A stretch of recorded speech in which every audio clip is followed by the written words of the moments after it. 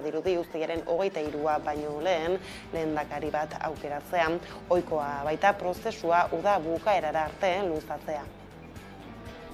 Bozka eguna pastu daia da eta oraindik ez dago deus argi Nafarroako panorama politikoan. Orain, udal eta parlamentua osatzeko tenorea heldu da, eta horrekin batera alkate eta lehendakaria ere erabakitzekoa. Parlamentuari dagokionez, UPNek du gehiengoa 15 eserlekurekin, baina ez du gehiengo absolutorik. Gibeletik, PSNek 11 eserleku ditu. Honek du giltzarria aliantzak egiterako orduan. Yo hoy a la mañana he llamado a la candidata de Geroa Bai, a Eurobarcos, y también he hablado con Begoña, aunque ya hablé con ella el domingo a la noche, para una primera toma de contacto, porque luego la idea es que pues las reuniones ya sean trilaterales, ¿no? Gogora dezagun 2015ko legealdian indar abertzalekin bat egin zuela PSNek. Udala EH Bilduren esku geratu zelarik eta parlamentua PSNren esku. Eta azken legealdian ordea PSNek udala UPNri oparitu zion. Eta aldiz EH Bildurekin egindako koalizioari esker, Txibitek lehendakaritza lortu zuen. PSN haizeak nora banderakara. Momentuz birritan errandu ez duela EH Bildurekin negoziatuko. Como prometí a lo largo de toda la campaña, no voy a hacer alcaldesa a la señora Ibarrola, pero también he dicho, y de manera reiterada, que los socialistas no vamos a hacer alcalde a Joseba Asirón de Euskal Herria Bildu. Iruñeko bozka mapari erreparatzen badiogu argi dago UPN eta EH Bildu direla jaun ta jabe Iruñean. Orain momentu honetan Iruñean badago inoiz izandako gobernurik aurrerakoiena. Barkatu, planteamendurik, badago emaitza, badago korporaziorik aurrerakoiena. Eta inork ez luke onartuko edo ez luke ulertuko, hori horrela izan da, eskuinari iritsiko balitzaio agintea adostasun batetara ez iristeagatik, hau da indar aurrerakoi indartsuena ez babesteagatik. Nafarroako panorama politikoa gehiago korapilatzeko eta PSNek jokatzen duen papera biziki garrantzitsua dela kontuan hartuz, Pedro Sánchezek Espainiako hauteskunde orokorrak aintzineratzeak ez dio mesederik egingo Nafarroako negoziazio politikoari. Nafarroako politika gintzan pisu simboliko handia du Iruñeko udalak eta arreta mediatiko osoa bereganatzen dute alkatea hautatzeko negoziazioek. Horregatik uste izatekoa da PSOEk ez duela arriskurik hartu nahi izango Espainiako gorteetarako hauteskundeen aurretik. Atzo agerraldia egin zuen PSNeko alkategai Elma Saizek lehendik ere iragarria zuen asmoa berresteko. Bere burua aurkeztuko duela eta ez diela babes espliziturik emango ez UPNeko Kristina Ibarrolari, ez Euskal Herria Bilduko Joseba Asironin praktikan, baina horrek ekarriko du alkatetza ematea boto gehien dituen zerrendari UPNri alegia.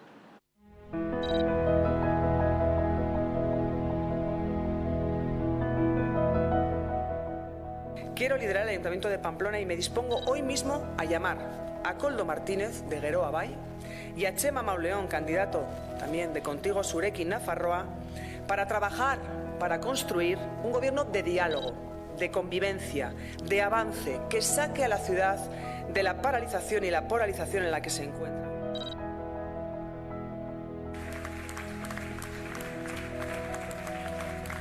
Badago emaitza, badago korporaziorik aurrerakoiena. Eta inork ez luke onartuko edo ez luke ulertuko, hori horrela izan da, eskuinari iritsiko balitzaio agintea adostasun batetara ez iristeagatik, hau da indar aurrerakoi indartsuena ez babesteagatik. Bestaldetik jakinazten hauteskunde zikloaren egutegia, udal eta foru hauteskundeen ondoren izango dira Espainiako gortetakoak eta datorren urtean Eusko Legebiltzarrekoak, baina Pedro Sánchez Espainiako gobernu buruak sorpresa eman zuen astelehenean, bozketa udazkenetik uztailaren 23ra aurreratuta, egutegia egokituta. Iñigo Urkullu Eusko Jaurlaritzako lehendakariari galdetu diote, ea berak ere asmorik izan dezaken legealdia dagokiona baino arinago amaitzeko, eta hauteskundeak aurreratzeko. Ezetz erantzun du Urkulluk.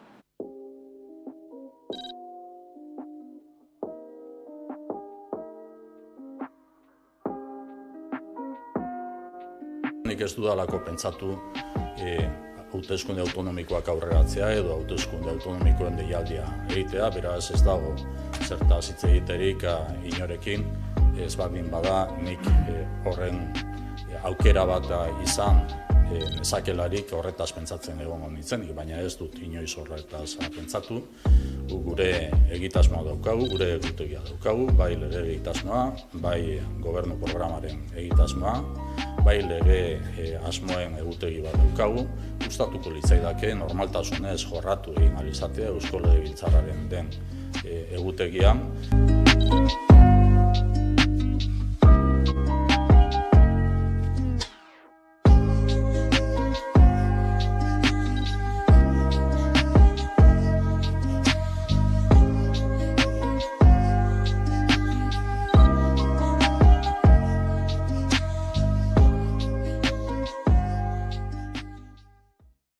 Euskal Herria Bilduren Bizkaiko emaitzak baloratzeko egindako agerraldian Iker Casanova aldun gai nagusiak ohartarazi du gehiengo artifizialak sortzeko tentazioaz koalizioa agintetik kanporatzeko.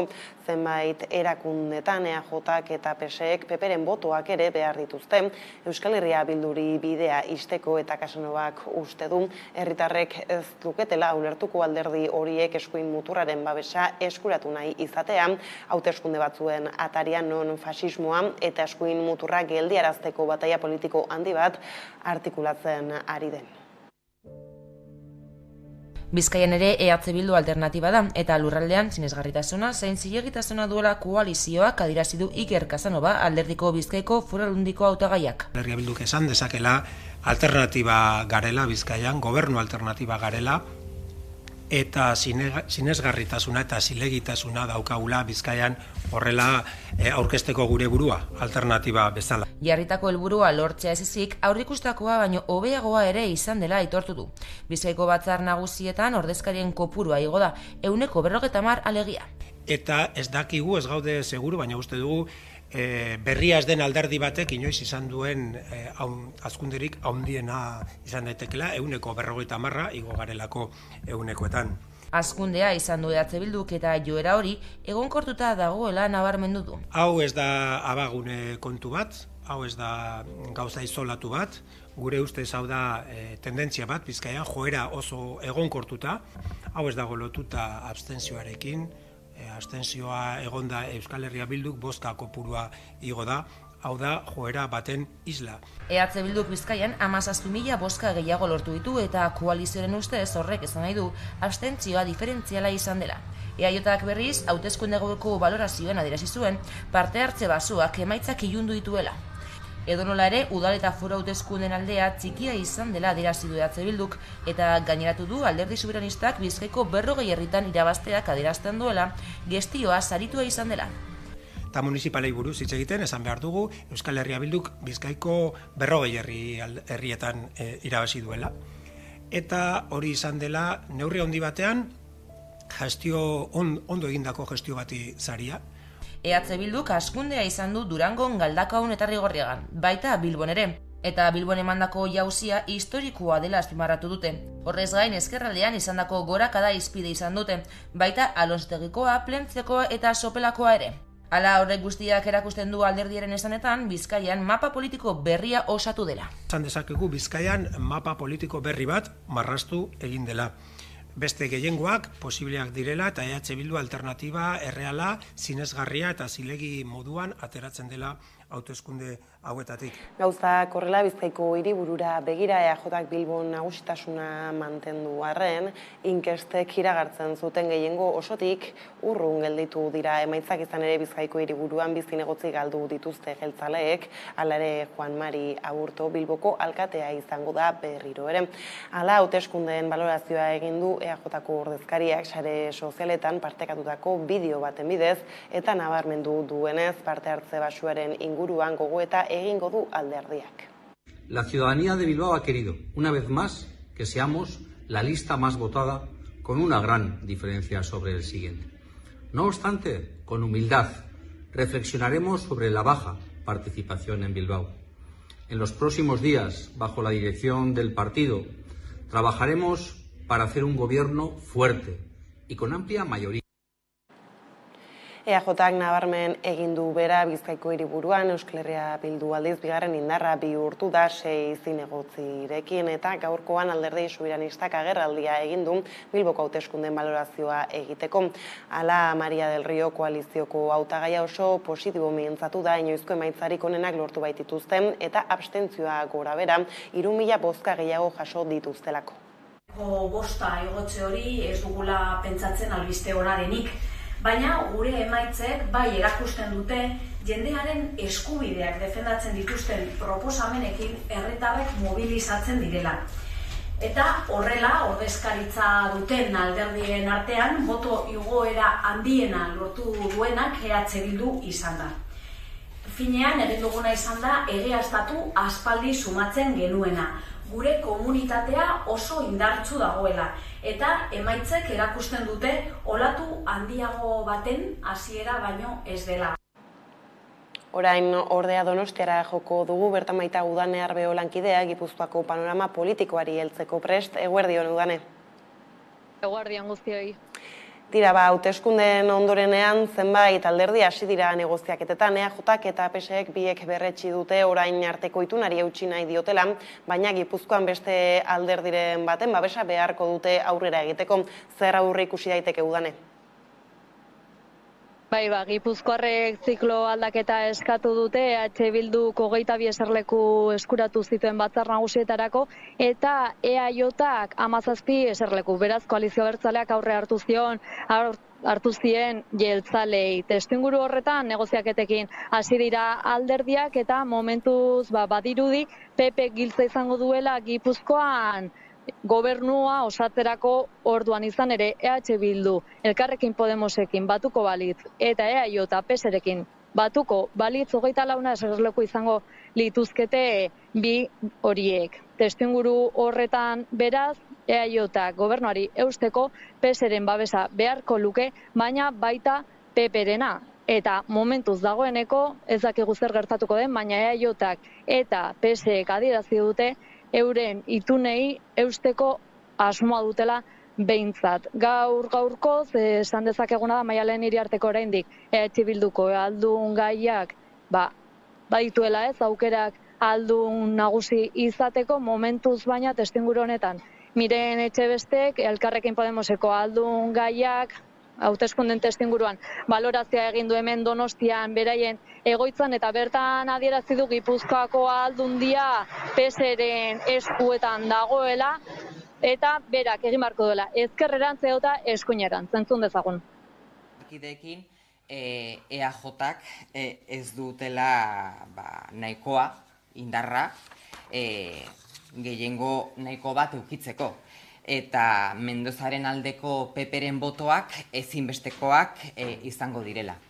PSeri dagokio, alderdi sozialistari dagokio, erabakitzea, ezkerrerantz begiratuko duen, ezkerrerantz aldaketa eskatzen duten Gipuzkoako gehiengo sozialari entzungo dion, ala eskuinera begiratuko duen alderdi popularraren botoak onartuta Gipuzkoako eskuineko politikak aplikatzen jarraitzeko.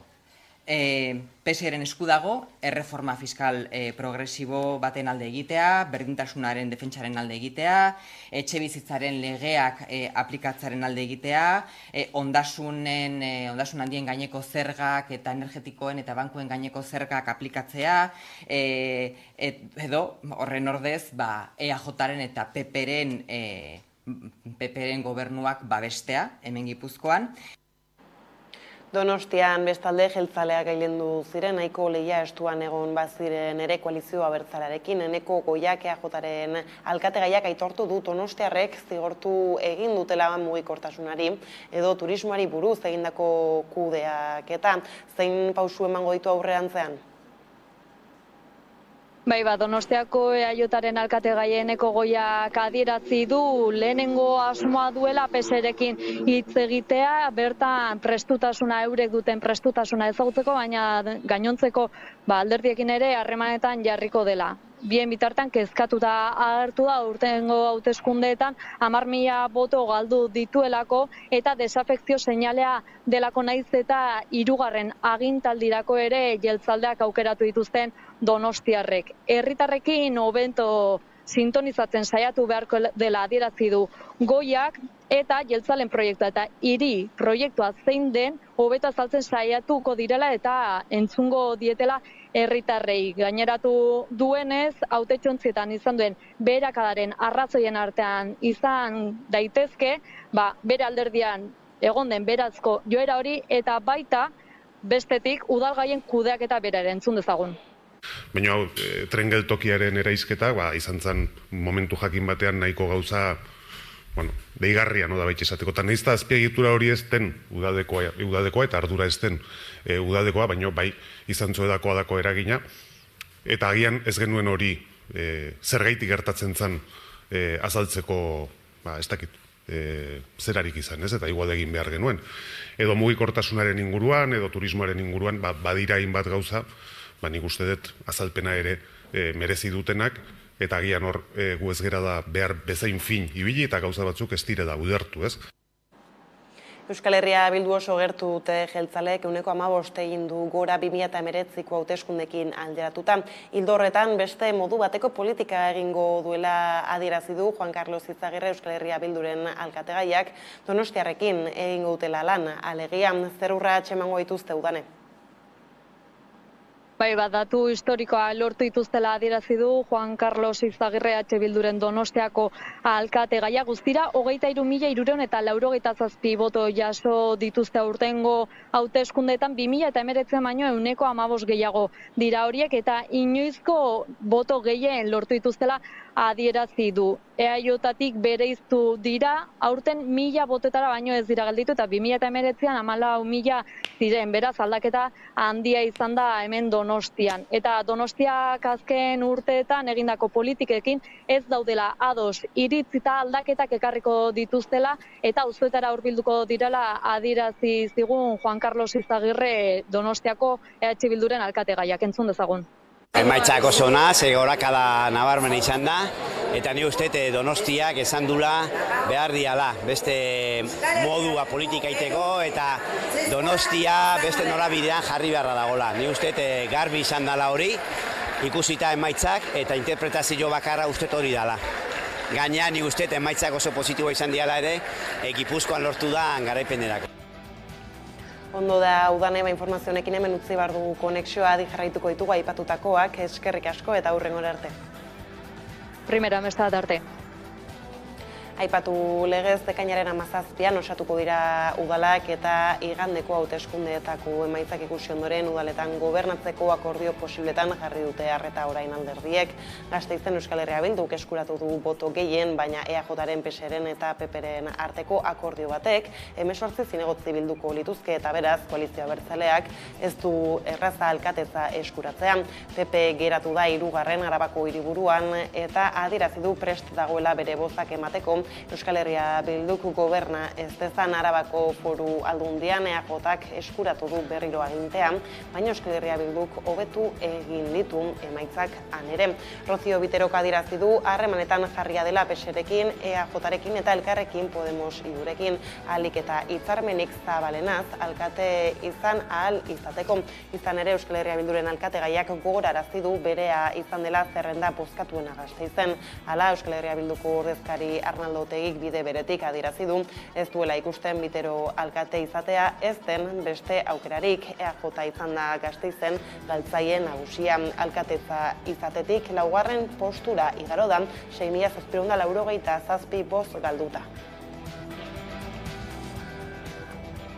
Gauzak horrela Elkarrekin Podemosuk ez du babestuko EAJren eta PSren arteko akordiorik. Rocío Biterori Gasteizko alkatetza kentzeko, Garbiñe Ruiz Elkarrekin Podemosiuren Gasteizko alkategaiak atzo iragarri zuen ezkerreko itunen aldeko apustu sendua egingo dutela Gasteizen eta Araban. Hau da Euskal Herria Bildu Elkarrekin Podemosiu eta PSren artekoan ere agartzia.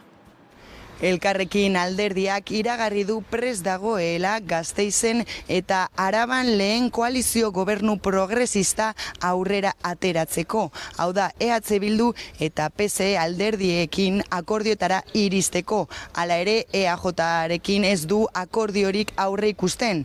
Hori bai, marra gorri batzuk markatu dituzte gobernu posibleak babestekotan. Ez diegu egingo herritar guztien onurako badira eta labur bilduz esan dezaket, gure eskakizunak etxe bizitzaren arloan, errenta jartzen diren etxe bizitza publikoaren kopurua handitzea eta herritarrek eskura izan dezaten etxe bizitza duin bat dela, ingurumenaren arloan itun bat zigilatu nahi dugula Gardelegiko zabortegian amiantoa eta hondakin arriskutsuak debekatzeko, Gasteizko antolamenduan hegoaldeko saihesbidea betirako gaitzetsi egin behar dugula, ez baitu horko zirkulazio bat ere konpontzen, eta hegalak ematen diolako eraikuntzako interesei. Eta publikotasunaren inguruan bi eskakizun daukagu. Udalaren kontraturik garestiena municipalizatzea, hau da, hondakinen zerbitzua eta bestalde etxez etxeko zerbitzu zuzenaren kudeaketa herritarrei kalitatezko zerbitzu bat bermatzeko. Udal hauteskundek uzta berria utzi duten Arabako Errioxan, batzuek espero ez zuten uzta oparoa eskuratu dute, beste batzuei aldiz ozpindu egin zaie. Euskal Herria Bilduk eta EAJak topa egiteko motibo bat baino gehiago dute kuadrian. Garai batean PPren gotorleku izan zen eskualdean garaipen historikoak erdietsi dituzte bi alderdiek. Euskal Herria Bilduk gehien bozkatutako alderdia izan da Oionen eta Samanigon. EAJak berriz erabateko nagusitasunez irabazi du Elbijarren eta Kripanen garaipen historikoa lortu du nabaridazten eta PPri alkatetza kenduko dio. Elkoran, Lantziegon, Bilauenan eta Moredan ere alkatetzak mantentzeko bideak dituelarik. Txamponaren infrentzuan dago PP, nabaridasko alkatetza galduta bakarrik Mainuetako aginte makilari eusteko moduan dago.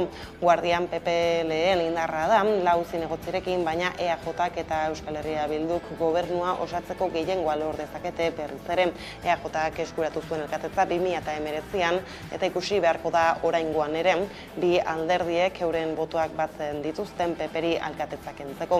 Bastian duela 4 urteko emaitzak errepikatu dira, eserlekuei dagokienez. PPk lortu du boto gehien eta horrek 4 zinegotzi eman dizkio. Hortaz, EAJak eta Euskal Herria Bilduk berriro bat eginez gero, jeltzalentzat izan daiteke aginte makila atzera. Eta Araban garela gai zaldatuta, Maialen Mazonen ustezko hiltzaileak kartzelan sartu zuen atzo epaileak, Astelehenean Guardia Zibilak Zaragozan atxilotu ostean. Josu Erkoreka Eusko Jaurlaritzako Segurtasun Sailburuak adierazi zuen, ertzaintzak urtarrietik zekiela gizonak urruntzea agindua urratzen zuela, eta gehitu zuen ez dela erraza bere burua arriskuan ikusten ez duen biktima bat babestea. Feministen haserrea piztu dute adierazpen horiek, baina Inigo Urkullu lehendakariak Segurtasun Sailburuaren hitzak babestu zituen atzo, eta haren hitzei sinesgarritasuna emateko eskatu zuen. Espainiako Berdintasun Ministerioak ere baieztatu du hilketa krimen matxista bat izan zela.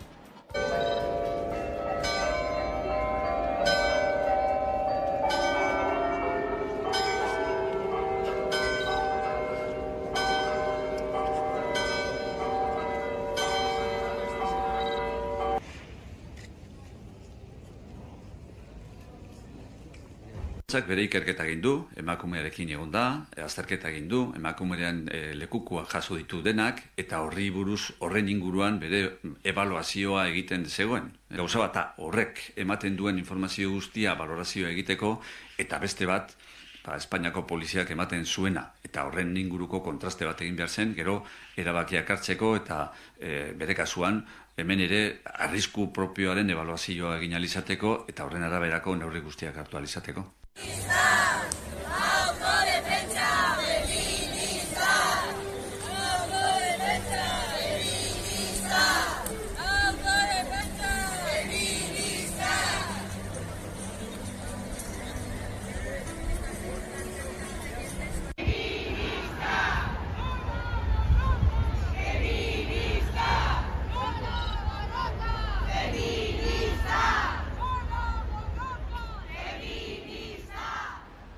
Orain berrez gaurko egunean hauteskundeak hizpide izan ditugula nazioartera begira jarriko gara, izan ere Guatemalako hauteskundeak ospatuko dira laster, Gorte Konstituzionalak jakinarazi du, baina Carlos Pineda inkesten arabera hauteskundeak irabazteko aukera asko zituenan baztertua izan dela. Bero Satrustegi nazioarteko kazetariak egin du analisia gurean, Adi.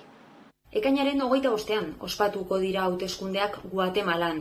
Kanpaina hasi zenetik 3 hautagaitza baztertzea erabaki du Gorte Konstituzionalak. Azkena Carlos Pinedarena. Honek inkesten arabera aukera asko zituen. Lehendakari izateko gutxika gora egin zuen, TikToken egin zuen kanpaina bati esker, besteak beste, eta berriki jakinarazi du Konstituzionalak bere hautagaitza alde batera utzi duela. Antza, Gorte Konstituzionalaren arabera, akatsak egon ziren Pineda hautagai hautatu zuten batzarrean. Erabakia ezagutu bezain laster, Pinedak Twitter sare sozialean esan zuen, estatuaren kooptazioak, ustelkeriak eta diktadurak irabazi duela. Nazioarteko elkarteen artean ere hautsak arrotu ditu erabaki honek. Giza eskubideen batzorde interamerikanoak eskubide politikoak berma ditzan eskatu dio Guatemalako estatuari. Gainera, Carlos Pineda ez da bakarra izan, aurretik Roberto Artzu eta Telma Cabrera ere baztertu zituen konstituzionalak. Satrustegik badu informazio gehiagorik. Carlos Pineda izan da baztertu duten 3. hautagaia, bizpahiru egun lehenago Roberto Arzuren hautagaitza ere bertan bera gelituko zela adierazi zuen konstituzionalak. Kasu honetan, hauteskunde eta alderdi politikoen legea behin baino gehiagotan urratzeagatik. Pineda eta Arzu baino lehen, duela hilabete batzuk, jakinarazi zenez, Telma Cabrera buruzagi indigena baztertu zuten, eta berarekin batera lehendakari ordegai zen Jordan Rodas. Azken hau giza eskubideen alorrean jantzia. Rodasi, konstituzionalak leporatu zion etzuela aurkeztu estatuarekin zorretan etzegoela berresten zuen dokumenturik. Rodasek baina abenduan entregatu zuela azpimarratu zuen. Hau dena, erbestetik, duela urtebete erabaki zuen Guatemala uztea, gobernuarekin kritikoa izateak ekar zitzakeen ondorioen beldur. Eta honekin iritsi gara gurean gaur magazinaren lehen atalaren bukaerara eguneko elkarrizketa nagusiari bide emateko gaurkoan Koldo Tegitu ikastolen elkarteko lehendakaria izango dugu gurekin, beraz ez zaitezte urruti joan, laster baikara bueltan.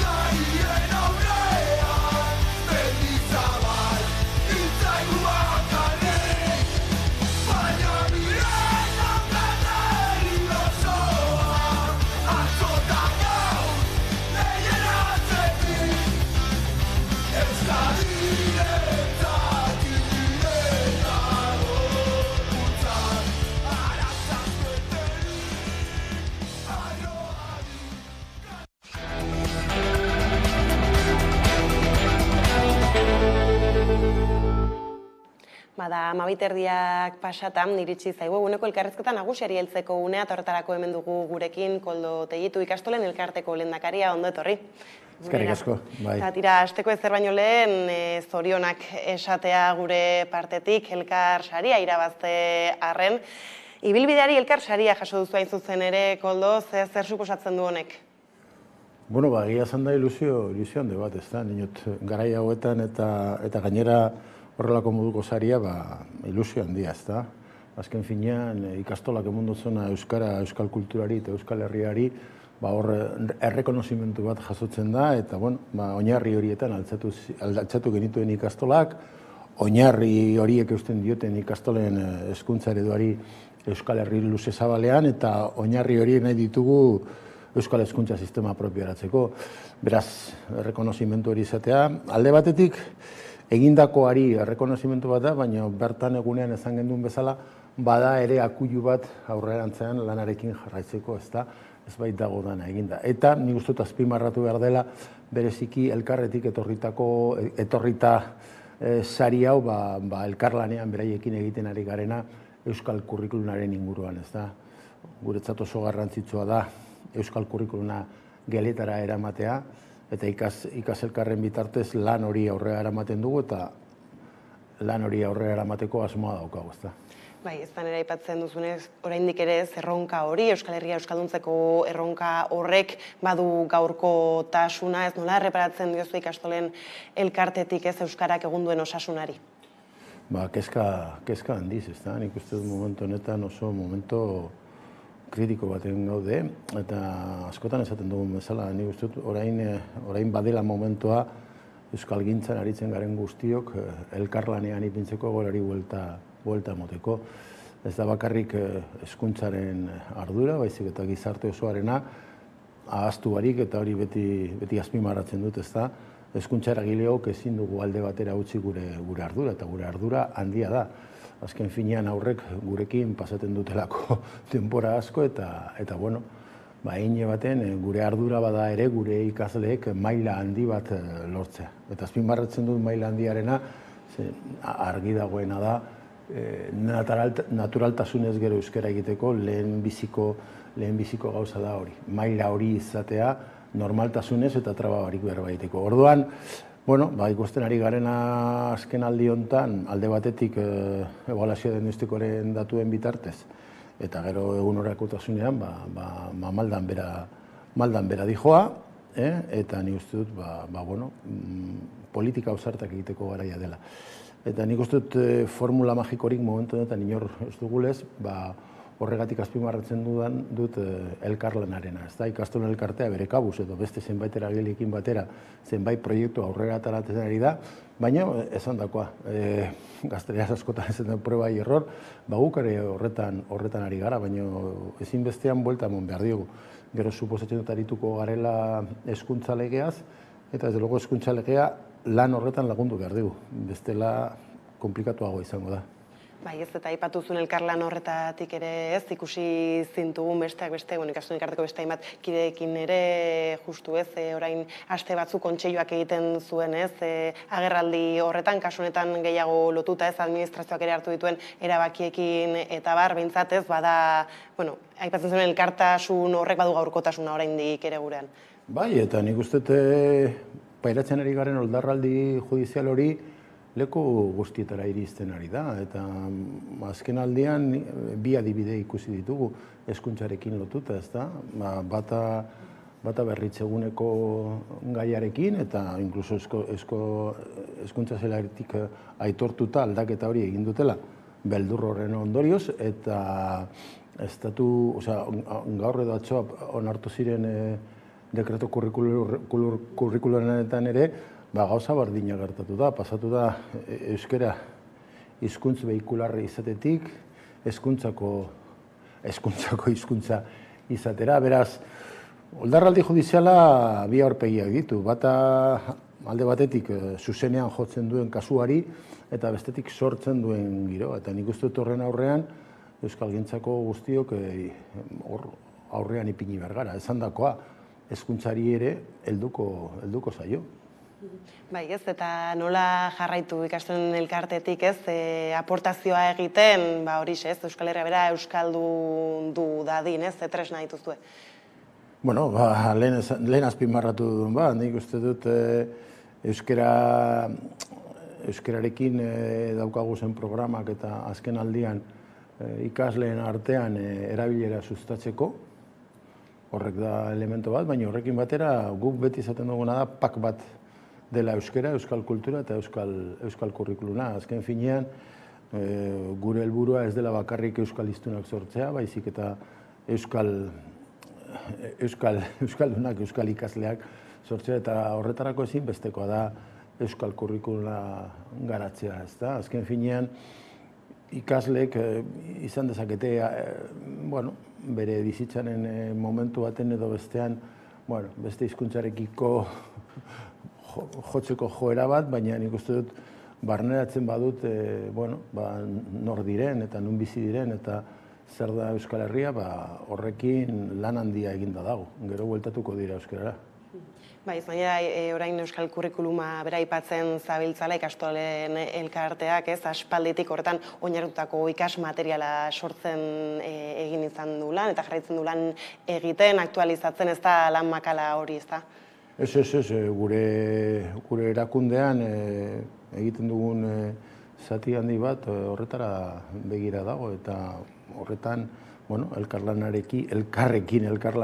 aritzen gara, bakoitza dakiena egiten aritzen gara, eta bai, gainean azpimarratuko nuke prozesua da betik gorako prozesua. Azken finean, eguneratzen dugunean, zergatik eta nola eguneratzen dugu, ikastetxetatik heltzen diren gomendioak pizkat dira, gero txertatzen direnak, eta pizkat ikusita zer funtzionatzen duen, zer ez duen funtzionatzen. Orduan, nik uste dut azpimarratzekoa dela, izango gara, munduan ez direla egongo herri asko, nun bere euskal kurrikuluna ez da etorri estatutik edo administrazioi, baizik eta herri mugimendutik sortuta. Garai batean horretan ere aritu ginen sortzen elkarbatuazekin, aritu ginen udalbiltzarekin, prozeso guzti honetan aktore ezberdin eta aktore asko egon dira, eta gaur egun duguna, eta gaur egun dagoena ikaselkarren guzti horren ondorioa da. Beraz, aitortu behar da, esandakoa, aktore ezberdinak egon direla bidean, eta bakoitzaren aportazioa kontutan izan behar dela, eta eskertu ere. Bai, ez da, horre filosofiatik badu asko izan ere, ez da ikastolentzako bakarrik eta badu garrantzia ez hori irekitzea eta material hori erabili nahi duen eskolak eskura izatea. Herriari egiten diogun ekarpen nabarmena da.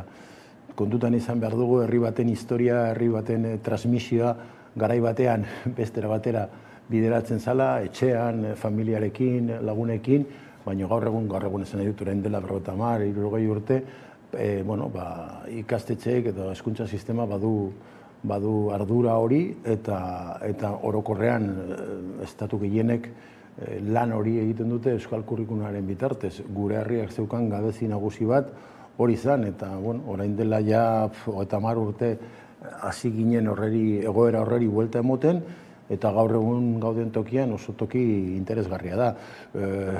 Esan dezakegu Galiziatik edo Kataluniatik ikusten dutenean daukaguna, aho zabalik ikusten dutela eta oso garbi daukate altxor bat dela. Ni joaten naizenean ara beti esaten diet. Ondo dago galegoa sustatzea, ondo dago galegoa bultzatzea, baina ezinbestekoa da zuen kurrikuluna izatea, eta horretarako lanean ipini behar zarete. Eta horrekin lotuta ere badago ikastolen elkartearen izaera nazionala, Euskal Herriko 7 lurraldeak aintzat hartzea, zer importantzia du horrek gaur egun ere ez duentzat? Osoa, ez da, nik uste dut horrela jaio ginen, guk oso argi daukagu zein den gure herriaren eremua, eta euskal kurrikuluna gure asmoa da leku guztietan alden neurrian garatzea. Leku batzuetan, logikoki, egoera politikoa dela eta errezagoa da, beste batzuetan ez da hain erreza.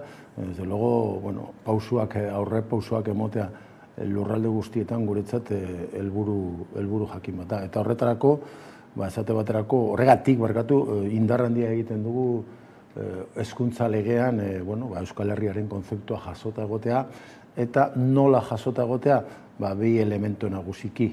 Alde batetik, sustatuz elkarlana lurralde guztietako ikastetxeen artean, Euskal Herriko lurralde guztietako ikastetxeen artean, eta gero Europar konsorzio bat sortuz, lan horreri laguntza emongo dion olako konsortzio bat. Uste dugu, aipatzen ari garen kontua aurrera eramateko euskal kurrikulunan garatzeko esate baterako ezinbesteko tresna izan daitekela, eta gu bintzat garrantzi handia motin dugu. Badakigu hezkuntza legea bakarrik erkidurako izango dela, baina, Euskal Unibertsitateko legean agertzen bada Euskal Herria, suposatzen dugu ez dela egon behar inungo arazorik lege honetan agertzeko, eta esandakoan bi neurri konkretu hauekin.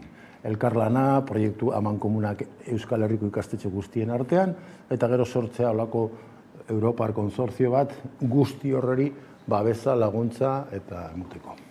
Ez, egia da gainera alako izpidek edo badutela hainbat eta hainbat eragileen babesa, izan hezkuntza legean txertatuak izateko, eta baina alarez sortzen dira hor erresistentziak nola erreparatzen diezu ez, alako erresistentzia gainera orain justu ez, hauteskundeak pasata, zer nolako indarrak agian ez, bailentzen dabiltzan ikusita, eta etorkizunean ere oraindik hezkuntza legeak baduela bidea egiteko.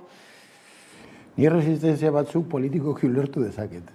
Horri bakoitza badakigu nun gauden eta alderdiek nun dauden ere ondo dakigu. Baina egia zen da, kasu honetan oso zaila egiten zaitu ulertzea zergatik ez den oraindik ere agertu, ez dira agertu gu proposatzen ditugun bi artikulu horiek. Eta arrazoi nagusia hori da. Hartzen baduzu Euskal Unibertsitateko legea, gaur egun EAen indarrean dagoena, eta hartzen baduzu lehenengo artikulua eta bigarrena, ez 107. edo zedapen gehigarria, ez lehenengoa eta bigarrena. Euskal Herria gertzen da. Eta elkarlana eta proiektu amankomunak unibertsitate ezberdinen artean agertzen dira. Beraz, kasu honetan oso zaila egiten zaitu lertzea, oso zaila. Badaukagu aurrekari bat, hezkuntzan aurrekari bat, zergatik ezin da. Eta aurrekari hori legebiltzarrean onartu zen. Beraz, beste batzuekin, ez dakit, egon daiteken ikuspegi politiko batetik zenbait erresistentzia ulergarriak direlako, dinote, bazete baterako euskararen garapenean, alderdi batzuen, erresistentzia, ulergarriak dira, baina kasu honetan hau, konkretuki Euskal Herriako konzeptuarekin dagoen egoera, niretzat ulertezina da zeharo. Geroxeago bueltatuko gara hezkuntza legera, Koldo, aurretik bai aipatzea ez nola, orain gutxi iraganden ibilaldia, Ondarroan, egin duzu balorazioa, ikusi ez duenentzat konta iguzu nola igaro zen? Barkatuko didazu, baina justo aurten nengoen gure Galiziako aliatuekin, zementeko eskolekin nengoen Galizian justo egun horretan, omenaldi bat egin ziguten, eta ohorezko bazkidea izendatu ere, beraz niretzat egun oso unkigarria izan zen, eta ezin nuen egon, baina bai, jakin badakit galdetu dut, eta eguna oso ondo joan zen, egia da, daramagula bolada bat azken 2 urtetan edo 3 urtetan pandemia dela eta euria dela eta oso sorte txarrarekin, baina alde horretatik oso ondo, giroa izugarria izan zen, hau bintzat nire zemeek ere kontatuta, beraz sinistu behar dut horrela izan bezala, eta nik uste dut posik, nik uste dut programa ere osoa zen, eta ondarrun ibilaldi bat egitea, badu bere ikutu berezia. Orduan nik uste dut balorazio orokorra ez badago ere, positiboa izan zala, eta askotan, dinote, askotan jendearen galdera doa arlo ekonomikotik, eta nik uste dut gu beti haratago joaten gara, eta nik uste dut kasu honetan ere haratago joan behar garela. Azken finean, Zubizar ikastola behar zuena, ez da bakarrik dirua, baizik eta herrian presentzia bat, herriari emon, berfrogatu herri proiektu bat dela, eta Ondarrorekin, orain betidanik eukiduen elkarlana hori indartu. Eta nire uste ikuspegi horretan, hori ibilaldiara aurretik landutako kontuak diziren, lortu zutela. Egia zen da hor gaude ikusten bideoa, egia da, nik uste dut bideo horretan nabarmen ikusten dela herriaren implikazioa, eta esan behar dut, abestia zein bideoa niretzat ikastolen jaietan egin ditugun oberena dela. Asko gustatzen zait. Baina esaten duzunaren aritik, ekonomia zarago badoala ibilaldia bera, eta justu Ondarroan bestak beste aldarrikatzen zenutena bazen aisialdian Euskara bultzatzeko behar hori, eskolatik kalera goazenean Euskara zeiteko garrantzia, tarte handia dago bien artean. Bai, eta barkatu, baina ere aldarrikatzen genuen kontu bat zen Euskal Herri osoaren elkarlan hori. Eta nik uste dut beste elemento bat azpimarratzekoa izan zen, iparraldetik etorritako hainbat gazte gurekin bat egitera, Seaskako ikasleak, zelaurua betezeko jendea, eta nire giro hori izugarria izan zen. Ni aurreko egunetan, bakoitza bere euskerarekin egindako bideoak unkigarriak izan ziren, eta nik uste hori ere, erabileran ere lagungarria dela. Azken finean ikustea euskaraz, Euskal Herri osoan edatzen den hizkuntza bat dela, naz eta bakoitza bere ikutuarekin egin. Oso bitzia zen ikustea ondarrutarrak bere ondarrutar peto-peto eta ziberutarrak peto-peto. Bai, oso polita izan zala. Bai, ez, bainera lehen ere ez, aipatzen zenuela pandemia, gauzat bestea ez, justu herri urratxen kontrazaldu zitzaigun eguraldia bera ere ez, hala ere, irudiek eta barre erakusten dute ez, badela indarra, eta nahiz eta egoera ez izan oso xamurra Ipar Euskal Herrian ez, badagoela nork tiratuko duen Euskara ez dadin eskoletan eta kalean galdu. Iparralden azken urteotan ikusten da Seaska gora egiten ari dela etengabe, indarra dagoela, ikastetxe berriak, ikastola berriak zabaltzeko aukera daudela, senperekoa hor dago, eta ni uste dute ito interesgarri bat izango dela. Ni askotan galdetzen diatenean zenbat ikastola dauden ikastolen elkartean deitzen diot Urgoroste, zabaldu duzue azken aldian besteren bat, bestela esango dute ondo 13 eta okerri biliko naiz, baina bai, badago indar bat berezia eta azken aldian ikusten da, eta zenpereko proiektuan ikusten dut oso proiektu sendoa da, eta pizkat iparraldeko ikastolei emongotze indar berezi bat. Ez berezan genezake ikastolen aldeko mugimendua osasuntsu badagoela. Bai. Eta horretaz aparte ez, ikastolen bueltako azkenei albistei begira ez, ikusi nola aurren matrikulazioekin eztabaida handia sortatu den hainbat tokitan, hemen besteak beste Zarauzko Salvatore Mitxelenako komiteak ez, salatzen zuen nola ez diren aintzat hartu aurreko urteetan ez, eskaturiko plazak eta beraz horrez, suertatu diren problemak nola erreparatzen diezu ez, oraindik ere asunto honi? Nik uste bereziki Zarauzkoa konpondu behar dela. Azken finean, orokorrean jaiotzetasaren berakada bat badago, aurten kuriosoki Zarautzen gorakada bat egon da. Eta ikastola gora egin duen moduan, eta horregatik aldarrikatzen ari gara hirugarren lerroa, publikak ere gora egin dau, eta publikak ere lerro bat gehiago lortu du. Beraz nik uste normaltasun osoaz goaz ikustera gaur egun dagoena, eta ez gaitezen ibili mugitzen jendea, hau edo bestea kuadratzeko. Ni uste dut atzo Zarauzko ikastolako lan komitea egindako aldarrikapena justua dela. Izango bazan 51, ez gehiago, eski 55, ari gara berbetan, eta gero, begira, ze elementu kurioso sortzen da, 50ekin bakarri geratzen bagara, matrikula bizia datorrenean, ezin da inor gehiago sartu, edo oso zaila da. Aldiz, 55ekin 3 lerro zabaltzen badira, matrikula bizia datorrenean, sartu aldira, gela bakoitzean, atzerritik datozen 11 ikasle. Eta orekatu nahi badugu, eta nahi badugu benetan integrazio aurrera eramatea, askoz ere egokiagoa da. Datorren urtean barrio gertatzen dela, gitxio direla, aztertuko dugu. Nik uste dute horretarako, gauden egoeran, hezkuntza lege baten atarian, nik uste malgutasun gehiago egon behar dela hezkuntza izaliaren arte. Jakin da, egoera ez dela erreza, baina, oraindik ere horrekin ari gara, eta bereziki Zarauzko kasuan esan dakoa, 55 dira, ordan, kontxo, eske 5 gehiago dira. Ordan, hor, zein gaude. Baina zer nolako ondoriak izan ditzaketen ez, halako erabakiek ikasleengan, eurengan, ikasketa prozesuetan ez, lerroak direla, eta barrak ez, zer nolako ondorioak izan daitezke? Ikaro, azken finean, familien hautaketa normalean oso pentsatuta dagoen hautaketa bat da, eta orduan, nik uste Eta ni gainera, uste dut ez, bostoien artean bizpailu ezagutzen ditut kuriosoki pertsonalki, eta jendea oso argi duen ikastolaren autua. Ordan, goaz pizkat aztertzera leku bakoitzean emoten diren egoera. Guk matrikulazio kontuan hori esan dugu. Lehenengo urtea da sistema hori martxan ipintzen dena, eta logiko lehenengo urtean izan da, gerta daiteke, bakatzak edo gerta daiteke, gertatu direnak, ez da. Jesarri gaitezen hezkuntza eragile guztiok, administrazioa, egin dezagun borga, topa ezagun irten bideak. Datorren urtean, inkesta hobeto egingo dugula, seguru. Guztia hobeto egingo dela, seguru. Baina ez gaitezen itxutu lehenengo urte horretan, eta goaz pizkat gauza normaltasunez. Nik gero eta argiago daukat, bi neurri egon dira gai honetan. Bata izan da matrikulazioarekin lotuta dagoena, eta bestea matrikula biziarena. Ni konfidantza gehiago daukat matrikula bizian. Gero eta atzerritik gero eta ikasle gehiago etortzen ari dira.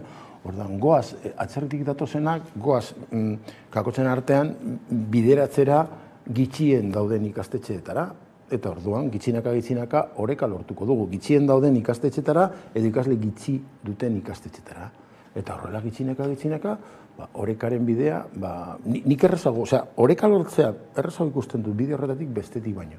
Baina egin dezagun biak, biak bat eta bestea lotuta, bizpairu urtetan gauza desente egin daiteke. Baina esan dakoa, itxutu barik. Bai, ez, eta esan duzu bezala ez, oraindik ere badira aukerak bere horretan ez, honei, buelta eman, edo eta malgutasun horren baitan aritzeko, edo behintzat ibilbidea badabil egiten hezkuntza legeak berak, orain 3 aste egin zenuten zuek balorazioa, ez, oroko horrean ontzat jotzen zuten, baina bai, hainbat ñabardura egin ere, ez, aipatu zenuten guzti horretan berresten zarete. Bai, printzipioz, tentuz aztertu genuen aurreproiektua, egia esan da, aurreko egin dugun bezala, eta gure ustez balekoa da. Gobernu Kontseiluak onartu duen lege aurreproiektua guretzat balekoa da. Euskal hezkuntza sistema berri baterako bidea irekitzen duelako. Eta esaten genuen, aukera esanguratsua jasotzen ditu, ibilbide horretan pausu bat emoteko. Agian, pauso osoa ez dugu lortuko legea honekin, baina gure ustez bidea irekitzen du. Hombre, noski guretzat egun dugun eskola publikoaren alderatuz aurrera pausu nabarmena da. Horretan azpimarratzen genuen bereziki Euskal Hezkuntza Zerbitzu Publikoa, ideia hori guretzat oso importantea da, azken finean gainera gero legean jasotzen ziren zeintzuk baldintza, printzipio, konpromesu, bete beharrak, bete behar dituzte ikastetxeek Euskal Hezkuntza Sistema Publikoan egon, administraziokoan izan ala ez, eta guretzat hori klabea da. Hori bi arretzi jorratuko da, ez dago gargi, baina bintzat ja legean jasota egotea, horrek esan nahi dau, etorriko direzen gobernuak badakitela hori bete behar dutela. Eta guk uste dugu era zorrotzean egiten bada hori, beste estenatoki baten egongo gara, eta esan dakoa, hezkuntza sistema berri baterako bidea egingo dugula. Bide gainera nahiko eraldatzailea, ez da? Ni azkenengo aldian, alde batetik Galizian egonda nago, eta Katalunian egonda nago, eta bertoko hezkuntza dituekin ere harremanetan, eta egia esan da, hemen onartu dena eraldatzailea da, ez dago jasota inungo legean, eta Europan oso toki gutxitan dago publikotasunaren eredu hau, ez da? Beraz, nik esango nuke eredu berri bat dela, eta horren ondorioz, gauzatzea ez da erreza izango, ez da? Eta gero, horrekin lotuta ere, jendeari asko harritzen zaiona da, nahiz eta lonloen ere jasota egon, da doakotasunarena, ez da? Doakotasuna, nik uste dut ere aurrera pausu bat da, nahiz eta horretan ere, aldarrikatzen ari garena da, lehen egutegi bat egotea jakiteko nola joango da finanziazio gehigarri hori gure kuotak ere bajatzeko. Baina, esan dakoa, balekoa da guretzat, nahiz eta hutsune batzuk ere hor egon. Bereziki, azpimarratzen genuen azan, eta hori ere egin genuen lehenengo zirriborrarekin eta zehaztapen falta. Badaude hainbat gai, nun bakarrik nola zango nukenik deskribapen lapur baten ondoren, baina arau bidi bitartez garatzeko geratzen dira. Eta orduan hori egiten denean, ez dut esaten hemen, edo zein legearekin egiten denean horrek emoten dutzo gobernuari, momentu bakoitzan dagoen gobernuari aldabakarreko erabakiak hartzeko aukera. Honik ez dugu esan nahi, hori gertatuko denik, baina aukera zabaltzen da oso eran nabarmena. Eta gu gure ustez, elemento batzuk finkatu behar dira. Euskeran ere nahiko kritiko izan gara, bebiaren gaiarekin, ez da. Guretzat garrantzi handikoa da finkatzea zin izango da lortu behar den helburua, eta hori ebaluatzeko ikastetxe bakoitzen irakasleen eskuetan egotea gure ez da nahikoa. Beharrezkoa da kanpo ebaluaketa bat hori pizkat ebaluatzeko. Zergatik, azken finean, euskararen prozesuan legean dagoen estruktura edo arkitektura horretan garrantzi handia du helburuarena, ez da? Azken finean, helburuak ere Euskal Hezkuntza Zerbitzu Publikoarekin lotuta dago, eta ez badoa lortzen helburu hori, Euskal Hezkuntza Zerbitzu Publikoaren ateak agian izten dira. Orduan, bakoitzak ikusi nola heltzen den puntu horretara, baino heldu behar da. Horretarako berena da, murgiltze eredua izatea erabiltzen dena. Horra ere beste utxune bat ikusten dugu. Baina bebia, eta bebiarekin ados gaude, kontseiluak ados egon zen moduan, eta Euskalgintza orokorrean ados dagoen moduan, ondo, baina nola ebaluatuko den elemento klabe bat da. Arkitektura honetan. Bai, ez, murgiltze ereduarena ere, Euskararen bueltako beste hainbat erakundek ere megainan jartzen zuten, zehaztasun faltez ere beste hainbat aritu izan dira baita ere, beraz ikusteko badaukagu, ez, hurrengo urrats horretan zerekin topatuko garen, beraz ukatze aldera, hezkuntza legeak suertatu dituen eztabaidak eta barraintzat hartuta Euskal jendarteari begira, ez, ikastolen elkartetik zer mezu zabaldu? Bueno, a ver, oraindik legebiltzarrean landu behar da, ezta? Eta guk oraindik ere, agerraldiak hasi dira legebiltzarrean, guk ekainak 7an pasako gara handik, eta hemen aipatzen dudan batzuk, eta beste batzuk ere, ekarpen zehatzak egingo uz, artikulauari, eta uste dugu, lehen esan dudan moduan, balekoa bada ere, egokia ditzateke zenbeste zenbait gauza jasota egotea, balekoa baino pizkat hobeagoa izateko, eta esandakoa euskararen inguruan, Euskal Herriaren inguruan, lehen nik uste dut euskal kurrikulunaren ere gabezi nagusi bat badagoela. Beraz, badaude bere elemento batzuk, lehen ere komentatu dudana doakotasunaren inguruan, badaude elemento batzuk,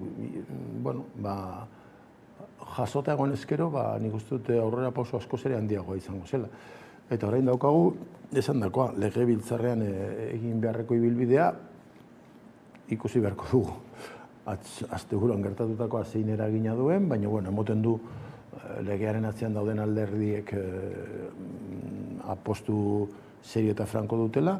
Baina, guk dei egiten diegu alderdi horiei, sakon aztertzeko ikastolen elkarteak egingo duen ekarpenak, pentsatzen dugulako gehienak zentzudunak direla, eta gehienak hainbat esparrutan laguntzeko landuak direla. Nik uste dut, bi alderdi abertzale nagusiki Euskal Herriaren kontzeptuarekin bat datozela, bebiarena, doakotasunaren planteamentuarekin ere, nik uste Euskal Kurrikulunan nola ez, nik uste dut,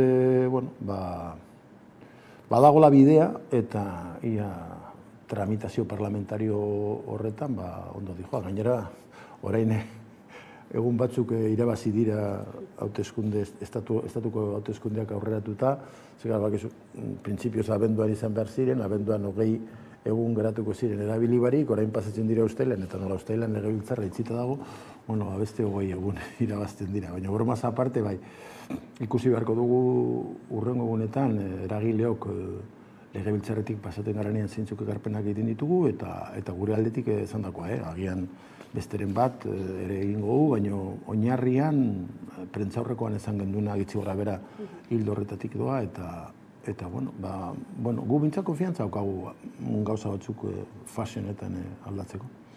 Premisa horrekin hemen utzi behar dugu elkarrizketa, Koldo Teitu ikastolen elkarteko lehendakaria, mila esker, gurekin gaur izatearren, tarte hau hartzearren, eta orain jarraian eguneko solasaldiarekin bueltatuko gara. Laster arte.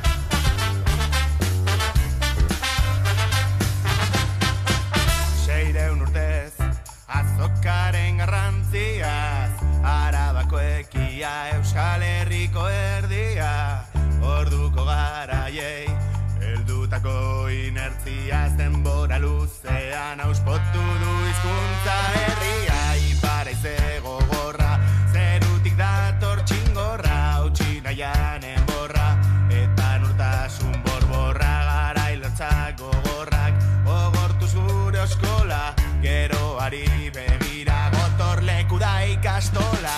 Ekin euskaratik ekin, sorgaletik ekin, elkarrekin, arau euskaraztekin, ekin euskaratik ekin, sorgaletik ekin, elkarrekin, arau euskaraztekin.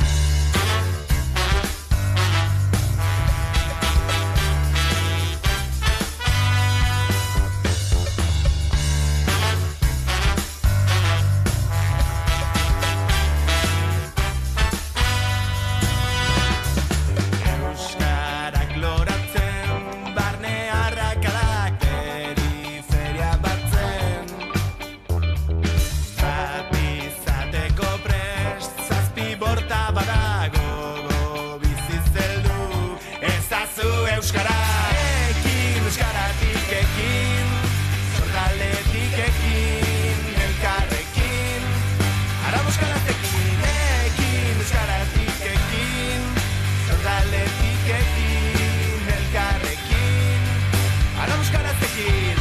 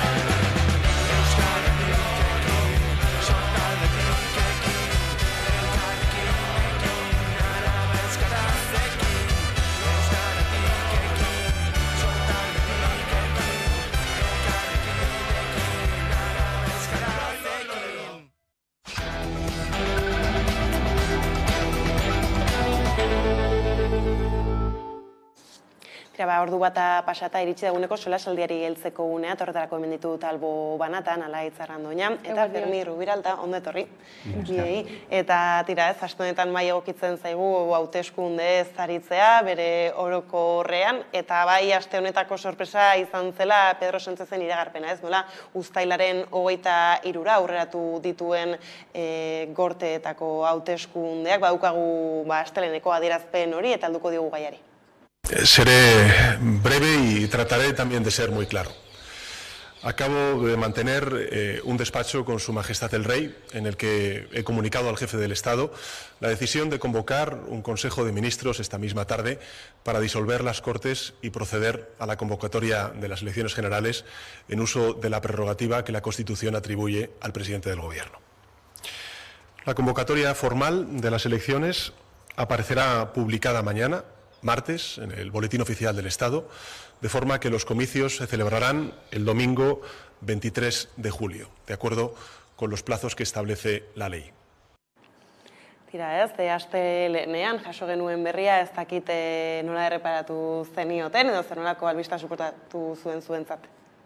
Sorpresa itzela, eta ia esan da, beti presaka gabiltzala, nik uste dute begibistakoa dela, dinot.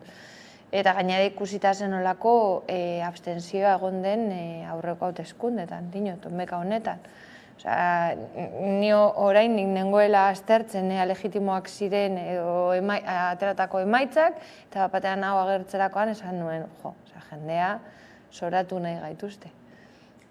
Fermi? Bueno, ikusita zemontatako emaitzak izan dituen Alderdi Sozialistak hemen ez ezik, esan nahi dut, hemetik kanpo, batez ere Espainiar estatuan Katalunia eta betiko legez Euskal Herria ez denaren eremuan, apostua sendoa dela eta berriro ere daukan az bakarra, hau da eskuina eta ultraeskuinaren mamuarena, astindu berriro ere, beste 4 urte lortzen duela jarraitzea lan Moncloan. Justu gai honi heltzeko badugu kameraren beste aldean Inigo Aduriz, eldiario.eseko kazetaria, eguerdion. Eguerdion, gaixo zakuz. Tira ez, aipatzen gebiltzan ez nola Pedro Sánchezek onartu egin dituen PSOEren emaitzak, maiatzen 28ko hauteskundeetakoak, aurreratu egin ditu hortetako bozak. Apustu ausarta bada hau, ez da ino, zer suposatzen du halako erabaki batek? Lehenengo suposatzen duena da, legegintzaldia bukatutzat eman dezakegula, ez? Eta, kongresuan, tramitazioan zeuden lege garrantzitsu asko, bertan bera gelditu direla, ez? Eta burura etortzen zait adibidez familien legea, baita ere, azkenean etxebizitzaren lege horren tramitazioa ez, baino bai garapena, eta, bestelako baita ere adibidez kitxen kasuaren inguruan irekitako ikerketa batzorde hori, eta guzti hori bertan bera gelditu da. Bestalde, nik uste dut ezkerra birkolokatzeko mugimendu bat egin duela Pedro Sánchezek, hain zuzen ere bere urrengo hilabeteetako apostua eta helburu nagusia da PSOEri botu baliagarritzat edo aurkeztea, eta beraz Podemos sumar edota espazio horri egin zitezkeen botoak PSOEk bere ganatzea, eta nik uste urrengo hilabeteetan hori izango dela mezu nagusiena, ez? PSOE dela boto baliagarria, eta eskuinaren gorakada hori frenatzeko ezkerreko hautesleek PSOE aukeratu behar dutela, ez? Hori diot Pedro Sánchezek nahi duena. Gainera justu atzoko egunean, ez? Apur bat, albiste honen arrabotsaren erdian ere Inigo Urkulluri galdetzen zioten, ez? Legebiltzarreko hauteskundak aurratuko zituen, egia da Inigo Urkulluk azken aldietan Galiziarekin batera deitu izan dituela hauteskundeak, Galizian ere agertu ziren, ez? Aurratuko ez dituztela esaten, Inigo Urkullu zeren beldur da, ez? Bide horretan edo hau bada berrestea izan dituzten emaitzak? Nik uste dut kasu honetan klabe desberdinen inguruan bozkatzen dutela Euskal Autonomia Erkidegoko biztanleak, ez? Eta askotan, hauteskunde orokorrak direnean, alderdi ez nazionalistek botu kopuru handiagoa lortzen dutela Euskal Autonomia Erkidegoko hauteskundeetan baino, ez? Gogoratu beharra dago nola Unidas Podemos edo Podemos Euskal Autonomia Erkidegoko alderdi nagusiena bihurtu zela azkeneko hauteskunde orokorretan, eta nola hau ez den gertatzen Euskal Autonomia Erkidegoko hauteskundetan, ez? Eusko parlamentuko hauteskunde horietan. Eta nik uste dut Inigo Urkulluk klabe hori argi daukala, eta EAJaren interesentzako hobeago dela hauteskundeak desberdintzea, ez? Eta fetxa desberdinetan ospatzea. Eta nik uste horrek baldintzatu duela bere erabakia.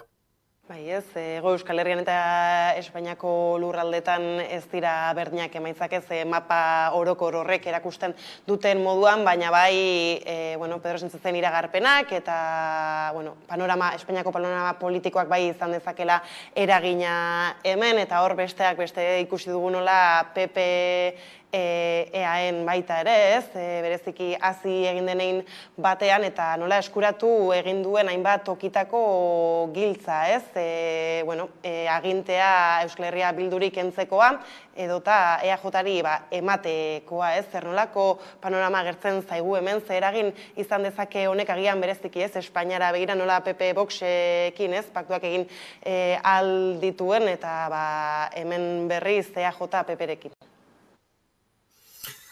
Bai, eszenatokia nahiko komplikatua da, ez, komentatzen zenuenarengatik, ez, alde batetik PP Voxen bazkide leiala edo Vox PPren bazkide leiala izango delako eta dagoeneko delako adibidez Gaztela Leonen, dela Euskal Autonomia Erkidegoko edo Euskal Autonomia Erkidegoarekin egiten duen, muga egiten duen komunitate autonomoetako bat, hor Vox eta PP elkarrekin daude, elkarrekin mantentzen dute gobernu hori, eta bestalde nola Euskal Autonomia Erkidegoan PP beharrezkoa izango den Eusko Alderdi jeltzalearentzako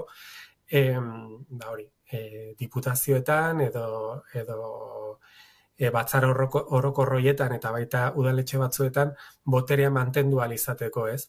Nik uste EAJak bere interesak lehenestuko dituela eta PPren beharra baldin badu negoziak eta hori bideratuko duela, ez. Egia da EAJarentzako eszenatokia errexagoa izango litzatekela PPek Voxekin harreman hori izango ez balu, baina ikusi beharko da baita ere hurrengo hilabeteetan nola gauzatzen diren akordio horiek, ez? Adibidez, ikusi dugu nola Kantabrian, Miguel Ángel Revillaren mugimendu horrengatik, PPek nola ez duen beharko Vox, eta nik uste PPek horrelako erabakiak bilatuko dituela beste lurralde batzuetan ere, ez? Eta saiatuko dela, PSOEren abstentzio hori lortzea, Voxek bere legegintzaldia ez baldintzatzeko. Gogoratu behar dago nola baldintzatzen duen Voxek, ez, guzti hori, eta batez ere gobernu autonomoek egiten dituzten politikak, ez? Aipatzen duzun guzti horretaz gain, Nafarroara begira justu egia da, ez, lurralde horretan bai eragin handiagoa edo izan dezakela, Pedro Sánchezen iragarpenak eta batez ere PSOEren posizioa bera, ez, Nafarroan zer nolako argazkia agertzen zaigu? Deigarria da, ez dakiz zergatik ez duan deigarria dela, ze beti gertatzen da, ez, edo beste momentu batzuetan gertatu da, ez. Nola, Iruñako udaletxean PSNek ez dion EH Bilduri laguntza emango horko alkatetza lortzeko, baina nola era berean PSNek EH Bildu behar duen Maria Txibitek presidentzia berresteko, ez, berriro presidente izateko, ez.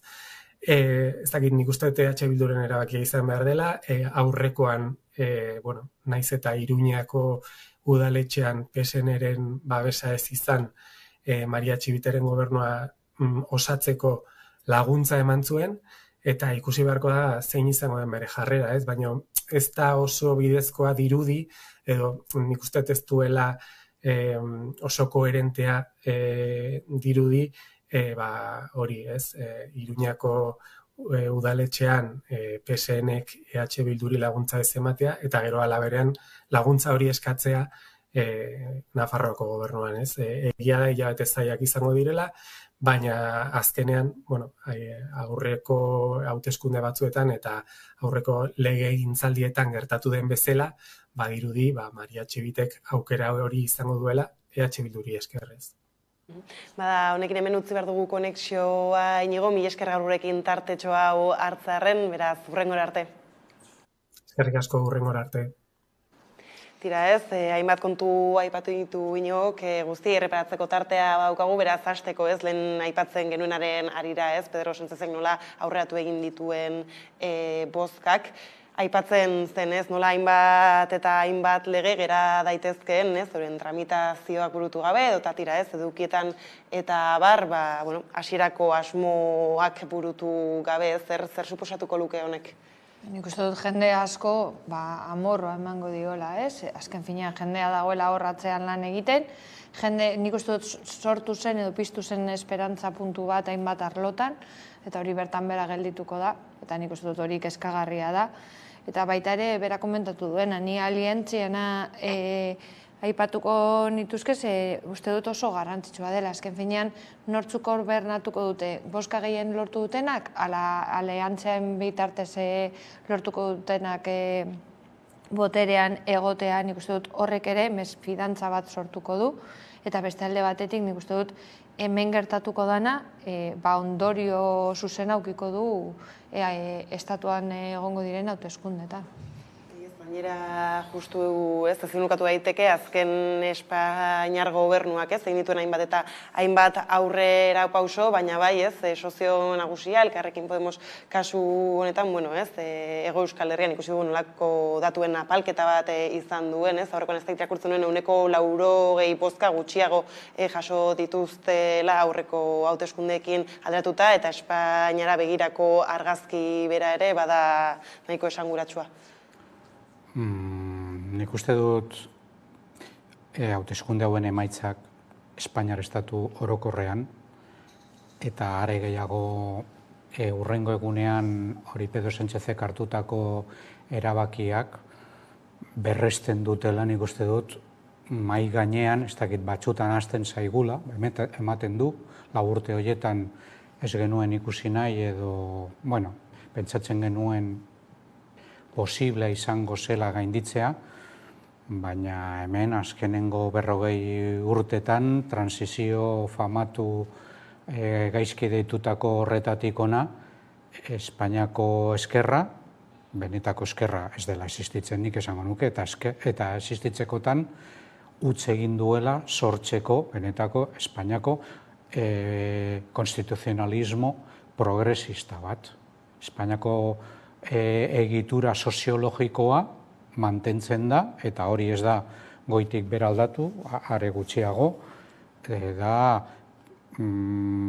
gizarte eskuindarra batez ere, eta Espainiar proiektua batez ere eskuinak nolabait bahitu egin duela. Eta eskerrak hain beldurtia, hain timorata eta hain ez dakizer, ez da kapaz izan bere proiektua mahai gainean inoiz inolako lotzari gabe defendatzeko. Eta orduan, gogoratu behar dugu, berriro ere, gogora dezagun, Pedro Sánchez baldin badago Moncloan, da Katalunia eta Euskal Herriko eta neurri gutxiago baten Galiziako indarrei esker. Eta hori da soziologia markatzen duena, eta Espainiak 4 urte horietan ez dela aldatu, hori 4 urtetan ez da aldatzen, jakina horrelako sakoneko mugimendua, eta errealitate hori da. Zeri esker egon da gobernuan eta horregaitik saiatu da behin eta berriro PPk horren haustura sortu investiduraren deitutako bloke horretan horregaitik, berak ondo dakiela, PSOE soilik eta bakarrik da panpin bat Espainiako eskuinaren eskuetan. Soilik gogora dezagun, eta parkatu erreferentziagatik, parkamena eskatu behar badut, 2017ko urriaren batean Katalunian zeri esker sendotu egin zen Espainiako estatua. Hau da, eskerra, kolore guztietako eskertiar Espainiarrek lagundu egin zuten horren politika eta horren errepresioa ezer salatu gabe. Eta 4 urte horietan, gogora dezagun berriro ere, interesatu zaionean PSOEri ez du inolako lotzarik izan, eskerrarekin paktatu beharrean begiratzeko eskuinara, PPkoekin paktatzeko oin gutxi gertatu den bezala eta ikusi egun bezala. Beraz, ez da harritzekoa berriro ere aukera bakarra Pedro Sánchezentzat mantentzeko Moncloan lehen esan dudan bezala dela, hori eskuina eta ultraeskuinaren mamua astintzea. Hori da, benetan, eskertiar moduan geratzen zaion karta bakarra. Baina ez dakit zelan kudeatuko duen, nahiko mugatua egongo da, hemen aliantzak egiten baldin baditu PPkoekin. Zelan salduko duen estatu mailan, nola hemen aliantza batzuk egingo dituela PPkoekin, eta gero hor haien beldurraren... Oso erreza. Por el bien de la madre patria. PSOEk egin behar duena, Espainiarren konstituzionalista horien arabera, da separatista beraien hitzetan usaina duen edozein gauza baztertzea. Eta horregaitik, bai hainbat instituzioetan EAen edo baita Nafarrokoa ez, Iruñeko alkatetzarako ez du bozkatuko Asironen alde. Eta egongo ez balitz zera hauteskundeak 2 hilabete barru, ni ziur nago, ere ez zuen egingo. Bai ez, justu gero sartuko gara horretan, bai lehenago entzutea, Iñigo Urkulluk atzo egiten zituen adierazpenak ez izan ere, tira ez, Hego Euskal Herriko datuak ikusita ez, titular nagusia bai izan da nola, Euskal Herria Bildu gailendu egin zaion EAJari berari, eta ia da ezin direla datuak bere horretan estrapolatu, baina asko ez, Legebiltzarreko hauteskunde, hurrengo urtean datozen hauteskunde horiei begira jarri dira. Urkulluk ez du asmorik hauteskundeak aurreratzeko, baina bai azaltzen zuela nola igandeko bozkak hauteskunde orokorren kanpainako lehen proba izan zirela, ez? Beraz entzun dezagun.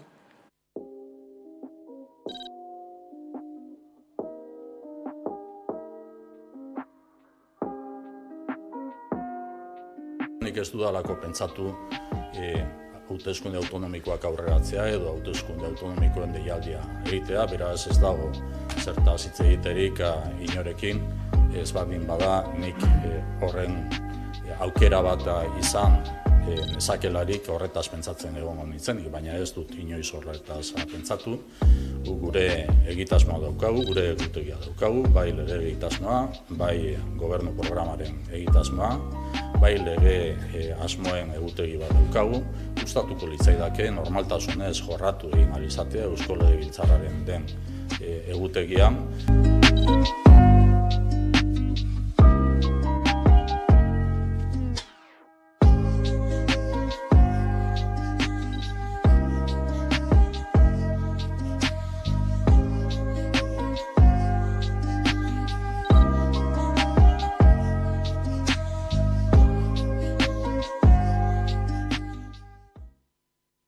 Badiru, bertoko hauteskunde kanpaina EAJaren eskutik hasi Urkulluk inauguratu zuen, ez? Goratzen dugu nola, zerrendaen bueltako, Euskal Herria Bilduren zerrenden bueltako, ez? Arrabotx horri berak heldu zion, kanpainan erabili dute, ez? Ortuzar eta Iñigo Urkullu izan dira EAJan kanpainan protagonista, ez? Nola erreparatzen diozu EAJari hauteskunde hauen emaitzak eta gero? Lehenengo eta behin, nik uste dut adierazpen batzuk egin zituztela nola grebak eta emolizazioak emaitzetan areagin egin dutela eta nola posible olako leku batean ondana ondo doan egon aldiren hainbat eta hainbat grebak, ez? Nik uste dut hori bai da lotzatzekoa. Nik uste dut horitu basek ez dauka loturarik hauteskundekin, residentzietan egon diren grebak ez daukate lotura zuzena honekin, eta orduan aitzakitzat hartzen dut. Gero argi dago, eta nik uste dut Igora edok aipatu zuela, nola EH Bilduk bakendu dio estabilitatearen karta, ez? Osa, beti PNVek saldu egin du beraz estabilitatea edo gobernabilitatearen karta bakarra, eta konturatu dira ez dela horrela. Eta orain, nire gustatuko litzaidake jakitea zenolako aliantzak egingo dituzte. Ze hori da niri gehien kezkatzen dagoen, azken finean, boskatzen dugunok, konturatzen ari gara gure parte hartzailea ez dela kontutan hartzen, ez, gure iritzea, ez da inondik inora ikusiko benetako gobernabilitatean. Eta horrek da gehien bat kezkatzen nagoen, azken finean abstentzioa handitu egin da, eta gero eta gehiago handituko dela, ez badute kontutan hartzen jendearen iritzia, behintzat 4 urtean, behin ez dakite egiten dugunean boskatzerakoan. EAJak kanpaina gogortzeko apustu bat egin zuen, gainera ez, agerian utzita ez, eskumarekin izan ditzaken bestelako harreman batzuk, kanpainak berak badirudi ez diola ekarpen handirik egin EAJari berari. Nik emaitzen inguruan azpimarratuko nituzke bi alde. Bata makroa nolabait esateko eta bestea nolabaiteko mikroa esango nuena, ezta? Mikroarekin hasteko, eta nik uste dut lotura dauka gero komentatuko dudana, makroarekin argi dago jendea gutxienez pertsona batzuek, nik ez nuke esango gauza oso orokorra denik, baina bai izan du bere eragina orokorrean, nolabait naskatu egin da PNV-ek azaldu duen arroputzkeri puntu horrekin. Honi, batzutan deitzen zaio gobernu desgaztea, eta badauka. Baina beste erabatera ere, nik uste dut da, zemotatako jarrera azaldu du EAJak batez ere azkenengo hilabete hauetan. Eta zentsu horretan agian Osakidetzaren krisia etengabekoa legislaturan zehar izan da horietako bat. Eta hori, igertzen da, ez bakarrik Ezker Abertzalearen igoerarekin, Ezker Abertzaleak igo da, ez soilik igo dituelako botoetan, baita ere abstentzioa ez diolako ematen du, kenduta udalea batzuek zera jo, baina baita lagundu egin duela PPek berreskuratzeko bere esparru politikoa. Jendeak orokorrean pentsatuko balu EAJaren politika eta jarrera ona izango zela, bere aurreko ibilbidea, EAJaren aurreko ibilbidea, hau da, jatea PPren esparru politikoa areagotuko egingo zela, eta gertatu dena da kontrako, hau da, sektore horietatik ere kritikatzen dute EAJaren jarrera politikoa batez ere azkenengo hilabete hauetan. Hori nolabaiteko izango litzateke irakurketa mikroa nolabait esateko, eta horregaitik Urkulluk behar du denbora, gainera berak badauka alternatiba sendoa, ez nire ustez Pedro Sánchezek ez duena Espainia mailan, ezta? Eta berak badu nahi du behar du denbora nolabaiteko horrelako jarrera saiatzeko gutxienez apaltzea, itxuraldatzea edo beste irakurketa bat egiteko gutxienez. Hori da, nik uste dut dena den, azter dezagun ez direla gertatu hauteskunde batzuk orain 3 urtetik ona, okerez banago, azkenengoak izan ziren EAeko zera eta ja pasatu dira ia 3 urte.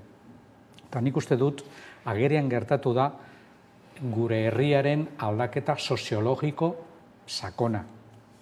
3 urte gutxi da, baina bada denbora aurrera egin dezan horrelako aldaketa soziologikoa gertatzeko.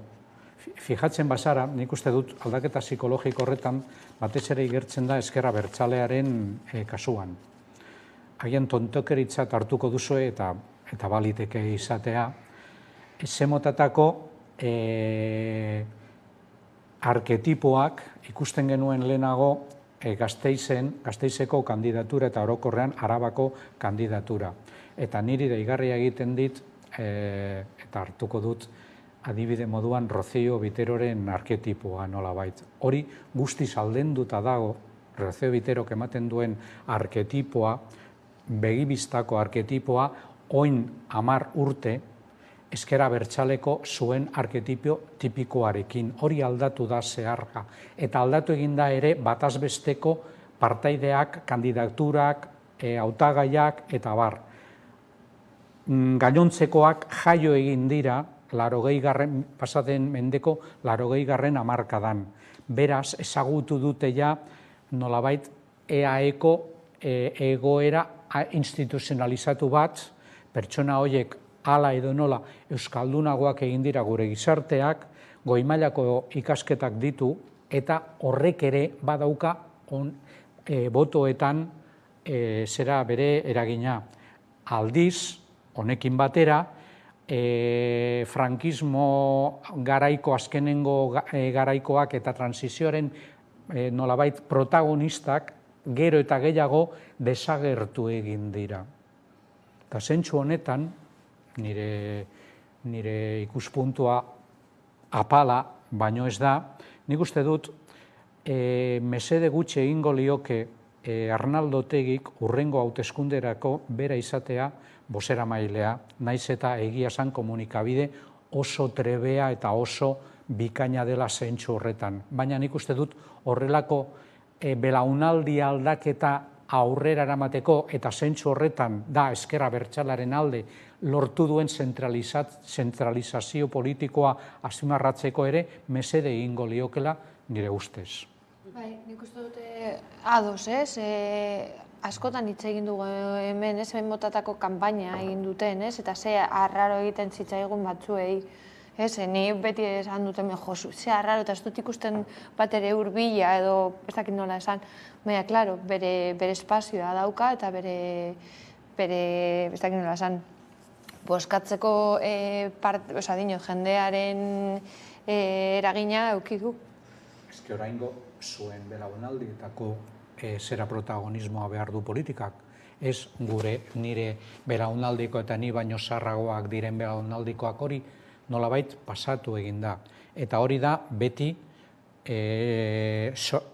ezker abertzalearen zorionerako gainditzeko aurreko etapa. Denbora eta garai berrietan gaude. Nazionalismo banala eta gizarte likidoaren errealitate berri horretan gaude. Eta aurreko nolabait planteamenduak logikoa denez edo zein aldaketarekin aldatu egin behar direla. Eta nik uste dut saiatu da eta lortu egin duela neurri handi batean ezker abertzale berri honek konektatzea horrekin. Jakina, mantentzen dituzten planteamendu zaharrak mantentzen dituzten entzako, hori nolabait sakrilegioa lortu pentsatu daiteke. Baina nolabait politikaren logika da batez ere lortzea zure garaietarako konektatzea. Horiek dira batez ere jendeak pentsatzen duena. Eta badago, aipatzen ez dugun beste kontu bat, abstentzioaren kopurua handia. Benetan, azkenengo urtetan irabazle bakarra da abstentzioa, eta horrek ere merezi du aparteko analizia eta ezinbestekoa. Bai, ez badirudi herritarrek saritu egin dutela Euskal Herria Bilduren aurrera begirako, ez? Tira, aipatzen zenuen guzti hori eta kasu honetan gainera justu agertzen zen, ez? EAJ kontrako ibilbide bat egin nahian eta hori kastigatua izan da, ez? Eta Ortuzarrek berak lehen biziko ebaluazioan, ez? Egiten onartzen zuen gaizki egin diola EAJari abstentzioak berak. Bai, eta igual lehenengo gauza aipatu dudana da abstentzioaren unekoa. Niri kezkatzekoa da, ni dinot Arangoitik bizi naiz eta horre eduki dugu 53ko partaidetza. Da, lotzatzeko moduan eta harritzeko moduan eta kezkatzeko moduan.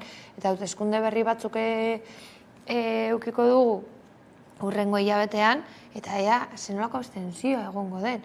Osea, ez bakarrik jendea oporretan egongo delako edo burua, edo bakarrik nekeagatik, zebe bai, ematen du ezetz, baina hauteskunde batean egotea, edo egotea adi, edo egotea aktiboki parte hartzen, oso nekagarria da, eta nik uste du abstentzioa handitu egingo da. Eta horrek eskatzen nau, azken finean, 4 urtean behin edo oso txitan boskatzen dugu, eta ez dakit nik emaitzak legitimoak diren olako abstentzio kopuruarekin. Eta hori, datuak ikusita ez aipatzen genuen lehen ere nola PP gora egin duen, ez aipatu ditugu arrazoi ezberdinak zergaitik egin duen gora, eta bihurtu da, ez, EAJaren edo bihurtu daiteke EAJaren aliatu oso importante bat, ez, honek eragin handia izango du EAJarengan, ez da, eta gainean aurrera begirako hauteskunde edo eta ibilbidean? Nik ez dut uste. Gaur entzun dut irratian Arnaldo bera, eta bera ja planteatu du agian, da hipotesi bat, jakina, agian ja horrela, PPek lortutako PPren laguntza edo PPren botoa zenbait zera instituzioetan aurrera dezake ere, gauza berria ez dena izango, hau da, zelan PNVek batzutan, gogora dezagun, Aznar gobernua lagundu egin zuen bere momentuan PNV, eta gian horrelako aldaketa ja prestatzen ari da bada espadan ustaletik aurrera, ustaleko 23tik aurrera aldaketa dagoela Moncloan eta daukagu Feijóo presidente moduan. Beraz, horrelako bidea ez da berria PNV-ren historian, oin 20 urte gertatu zela. Jot izan daiteke, bide bat hori ja hasteko eraikitzen. Eta nik ez dut uste hemen eragin handia izango duenik, ze PNV bozkatzen duenak badaki argi eta garbi zer nahi duen, eta ez da horregaitik harrituko. Nik uste dut kapasitate handia daukala eta zintura handia daukala egiteko nahi duten momentuan. Nik horregatik igual eskatuko nuela, eta nik Bilbori begira nabil etengabe, da apur bat ausardia eta igual PSOE, Bildu eta Elkarrekin biltzea eta benetan oposizio sakon bat egitea. Ze azkenean jarraituko dute aurreko aliantzarekin, PSOE PNV-rekin, ze horrela uste dute mai gainean ipini zuten hauteskunde aurretik, igual bada garaia ausartak izateko eta benetan oposizio sakon bat egiteko. Zezken finean, bideoetan ikusi genuena aurrekoan, ematen du PSOE ez dela egon gobernuan, hitz egiterakoan, batzutan aipatzen zituen, gu pres gaude egiteko, egon zaite gobernuan, eta ez duzu egin.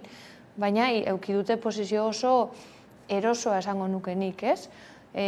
Tinot, esen ikusten haiek egiten zuten, beraz saldo aldute egiteko presa daudela, edo behintzat kanpainan horrela bizi izan dugu, ez? Osa, gau batzuei galdetzerakoan haiek esaten zuten, prese zeudela egiteko hainbat kontu, jendea ez duelako iaia gogorretzen, egon direlako gobernuan, eta ez dutela egin. Nik uste dute PNV kapasa dela PP-koekin aliantza bat egiteko, eta eskatuko niek bebai, gainontzeko oposizio taldeak bebai egiteko apostu amankomun bat. Ze bestela, ez da aldaketa, benetako aldaketa egongo. Hori gerta daiteke, baina nik uste dut ondinoz dela momentu alegatuko dela segurazki, baina beste perspektiba ertainera. Eta badago tartean arrazoi bat, eta zera da, ere ustez, alderdi sozialistak baita hemen duen aulezia, proiektu aulezia. Bere izan da, nire ustez, da gauza, ez da gitarrigarria, ez da adjetibo egokia izango, baina azpimarratzeko da duen aulezia, ze azken finean, eta hori ikusten dugu Mendebaldeko Europan, zelan alderdi sozialdemokrata bigarren zera internazionaleko alderdi sozialistak bata bestearen atzetik kriston krisian daude. Frantziako alderdi sozialista historikoki izan zen alderdi sozialista importanteena Mendebaldeko Europan desagertutzat eman daiteke.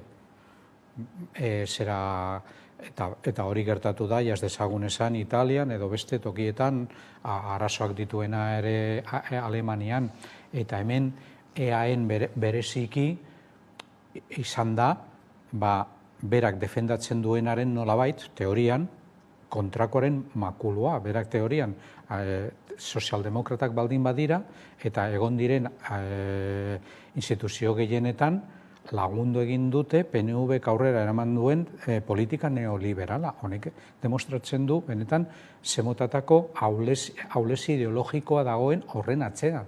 Eta mantentzen da, kuadroi esker, eta suposatutako gatazka bat, baina Espainian gertatzen dena, ez hemen. Beraz, kriston aulezi horrek begibistan edo ataratzen duena da, kriston beldurra bakarrik ibiltzeari, ematea zuk proposatzen duzun zera aurrerakuntza honi, eta benetan eskerrakoak bere burua baldin badute, eskertiartzat jotzeko fronte bat. Baina ez dute egingo, nolabait mantentzen dutela hala edo nola, eta egiten dutenean jango egingo liokete esparru politikoa, seguro, ezker abertzaleak jango liokela, ze hori ikusi, batez ere, ezker abertzaleak leku baten igo baldin bada, izan da, Bizkaiko esker zonaldeetan, Portugaleten, Santurtzen eta horrelako oso esanguretsua da, zentzurretan nire ustez. Ez, egia da, ala ere ez, aipatzen genituen Gasteiz, Gipuzkoako batzar nagusiak, ez dakitez udalerri hainbatetan ere Durangon kasurako ez nola jartzen zaion pelota PPren eskuetan, baina baduela berez PSek ez, noizbait egin nahi baldin badu pelota hori hartu, eta berak kasiketan nahi duena egin ere ez, eta bloke hori indartuz gero agian etorkizun batean EAJ-re kasik eta zokoratu ahal izango litzatekeen, baina argi dago ez, esaten zenuten moduan ez dagoela horre estrategiarik aldatzeko asmorik, nahiz eta bere horretan justu Hego Euskal Herrian PSOek, PSNek, ez duela bereziki galdu edo eta mantendu egin den orokorrean bere emaitzetan. Nik uste dut, orain gaur egun, lasaienak egongo direnak izango dira PPkoek, azken finean. Haiek daukate giltzain bat okitan egiteko nahi dutena, gero erabiltzeko bebai estatu mailan egingo dana. Eta hori nik uste dut kezkatzekoa da, eta ez dakitzen nolako mugimendua egingo duten eskerra estatu mailan, baina oso denbora gitze daukate, eta ez dakit ze asmoa dagoen hor.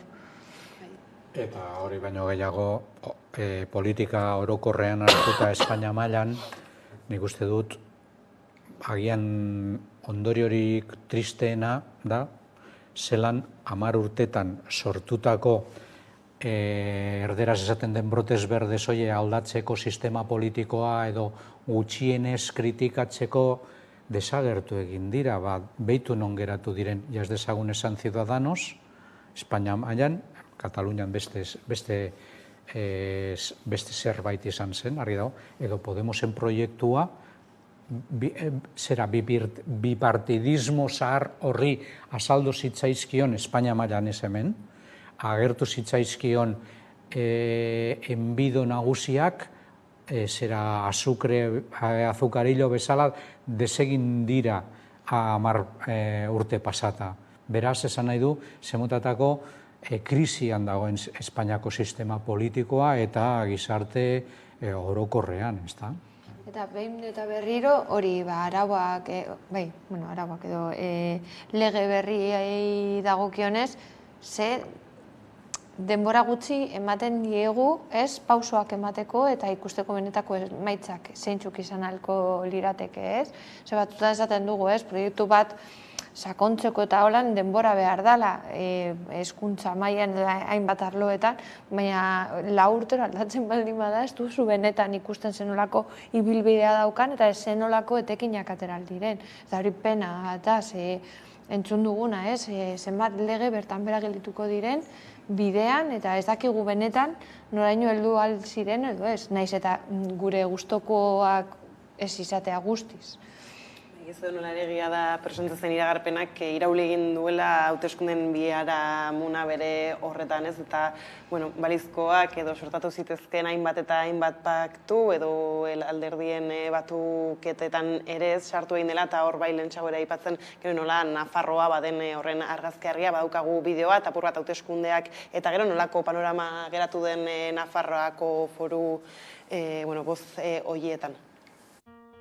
Bozka eguna pastu daia da eta oraindik ez dago deus argi Nafarroako panorama politikoan. Orain, udal eta parlamentua osatzeko tenorea heldu da, eta horrekin batera alkate eta lehendakaria ere erabakitzekoa. Parlamentuari dagokionez, UPNek du gehiengoa 15 eserlekurekin, baina ez du gehiengo absolutorik. Gibeletik, PSNek 11 eserleku ditu. Honek du giltzarria aliantzak egiterako orduan. Yo hoy a la mañana he llamado a la candidata de Geroa Bai, a Eurobarcos, y también he hablado con Begoña, aunque ya hablé con ella el domingo a la noche, para una primera toma de contacto, porque luego la idea es que las reuniones ya sean trilaterales, ¿no? Gogora dezagun 2015ko legealdian indar abertzalekin bat egin zuela PSNek. Udala EH Bilduren esku geratu zelarik eta parlamentua PSNren esku. Eta azken legealdian ordea PSNek udala UPNri oparitu zion. Eta aldiz EH Bildurekin egindako koalizioari esker, Txibitek lehendakaritza lortu zuen. PSN haizeak nora banderakara. Momentuz birritan errandu ez duela EH Bildurekin negoziatuko. Como prometí a lo largo de toda la campaña, no voy a hacer alcaldesa a la señora Ibarrola, pero también he dicho, y de manera reiterada, que los socialistas no vamos a hacer alcalde a Joseba Asirón de Euskal Herria Bildu. Iruñeko bozka mapari erreparatzen badiogu argi dago UPN eta EH Bildu direla jaun ta jabe Iruñean. Orain momentu honetan Iruñean badago inoiz izandako gobernurik aurrerakoiena. Barkatu, planteamendurik, badago emaitza, badago korporaziorik aurrerakoiena. Eta inork ez luke onartuko edo ez luke ulertuko, hori horrela izan da, eskuinari iritsiko balitzaio agintea adostasun batetara ez iristeagatik, hau da indar aurrerakoi indartsuena ez babesteagatik. Nafarroako panorama politikoa gehiago korapilatzeko eta PSNek jokatzen duen papera biziki garrantzitsua dela kontuan hartuz, Pedro Sánchezek Espainiako hauteskunde orokorrak aintzineratzeak ez dio mesederik egingo Nafarroako negoziazio politikoari. Beraz, justu Nafarroako parlamentuan eta, badirudi ere Iruñean bertan ez PSNek duela erabakitzeko ahalmen handia, parlamentuan ez argi utzita eta baita Iruñakoan ere ez duela Euskal Herria Bildurekin negoziatu nahi eta horrek ez zer usten duen agerian ez nola esaterako Iruñean bertan UPN gailendu egin den, Elmak Saizek esan du bere burua ere aurkeztuko duela, ez dio nahi eman UPN-eri alkatetza, baina horixe da ez, bere asmoa atzean. Bai, gainean ikusten dut ulertezina dela eta kontraesanetan egotea dela. Ez dakit nola saldu alduten jendeari hori egingo dutela. Ez dakit, nik gero zergatik jendea ez dela joaten bozkatzera, argi dago zergatik.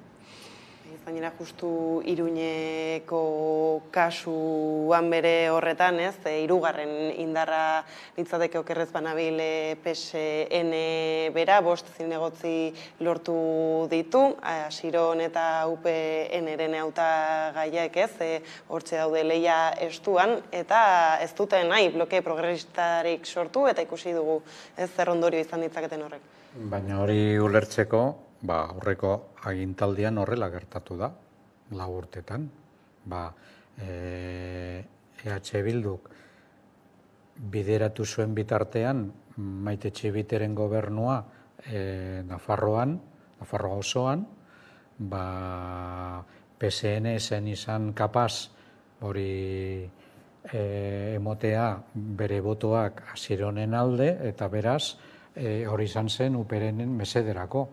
Baina gogora dezagun, Nafarroan hainbat urtetan, 20 urtetan baino gehiago, PSN eta UPN izan zen gobernatzen zuen koalizioa. Eta hori gertatzen zen 2015ean zera baino lehenago, esan nahi dut. Ez da gauza hain urrunena, eta bigarrenez, seguru aski, Nafar guztiek badakite Moncloako interesen arabera beharrezkoa balitz berriro ere osatzea UPN eta PSN arteko paktoa egingo litzateke.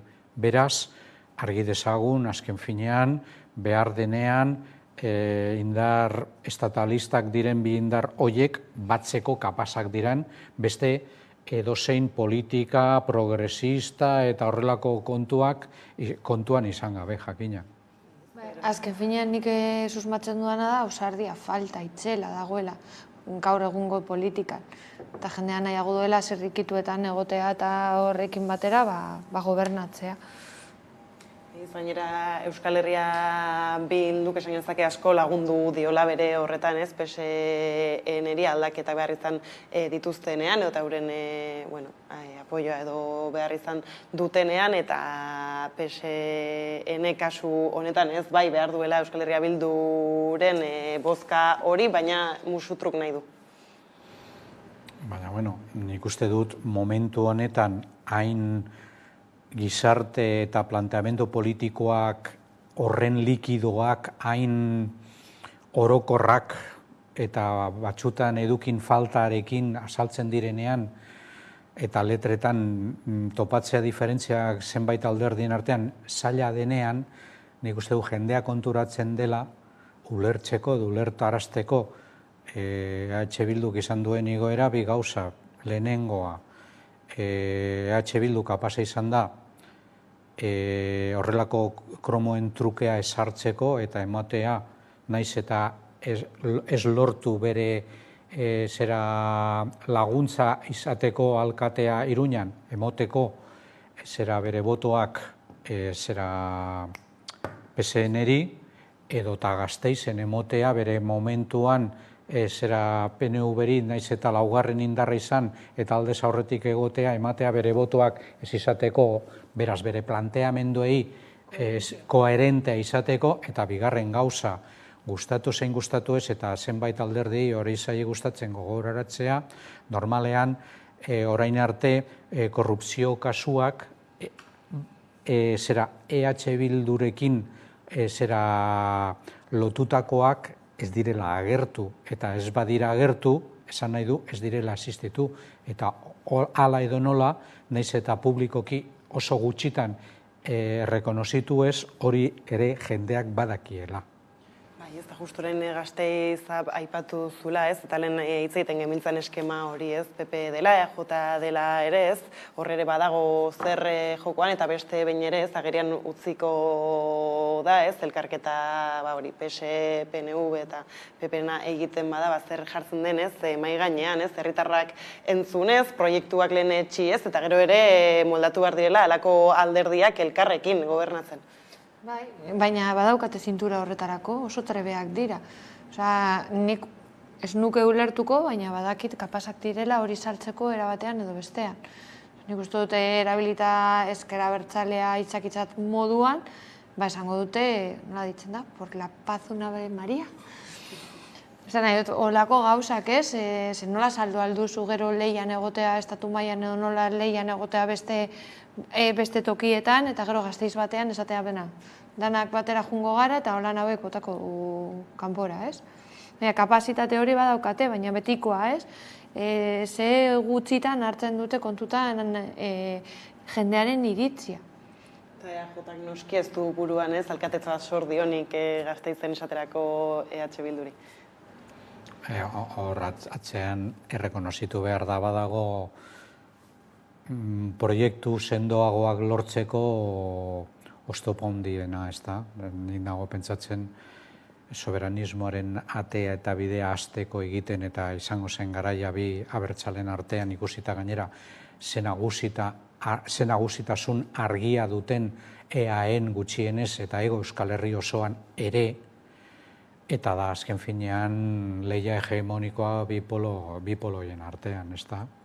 Niri gustatuko litzaidake dena den, hemen enbido bat botako dut mai gainera, 20 urte gehiago bizizatea ikusteko aber benetan gaur egun ezker abertzalea ea 20 urte barru ez dela izango nolabaiteko ezkerreko PNV edo horrelako jokuan bi sintesi baino ez egitea eta PNV-ri gertatzen zaion moduan egotea 125 urte eta ondino ez du zabaldu bide argi bat bere lema nagusia, bere burujabetasuna lortzeko bide hori zabaltzeko oraindik 125 urte ibilbide pasata, ez da? Baina, bueno, ikusiko dugu. Urteak eta ikusi beharko dugu, esaten diate benutze behar dugula zure salia, eskerrik asko biei gaur gurekin izatearren, eta orain jarraian eguneko albistekin bueltatuko gara.